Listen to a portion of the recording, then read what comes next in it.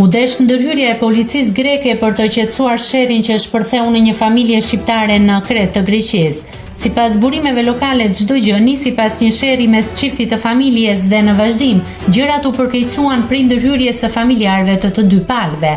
Pas një sherri të ashpër, një dhëndër dhe vjeri u dërguan të plagosur në spital, ndërsa një person tjetër u plagos lehtë. 4 janë të arrestuarit përfshirë edhe 2 të plagosurit, ndërsa 2 të tjerë janë shpallur në kërkim policor.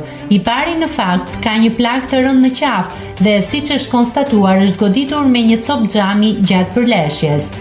Ai po trajtohet në spital ku raportohet se ndodhet jashtë rrezikut për jetën. Autoritetet thanë se po hetojnë shkaqet e përplasjes mes familjeve shqiptare dhe problemet mes çiftit, që ishte edhe fillesa e sherrit mes tyre. Hetimet po kryen prej drejtorisë së antikrimit të policisë së Kretës.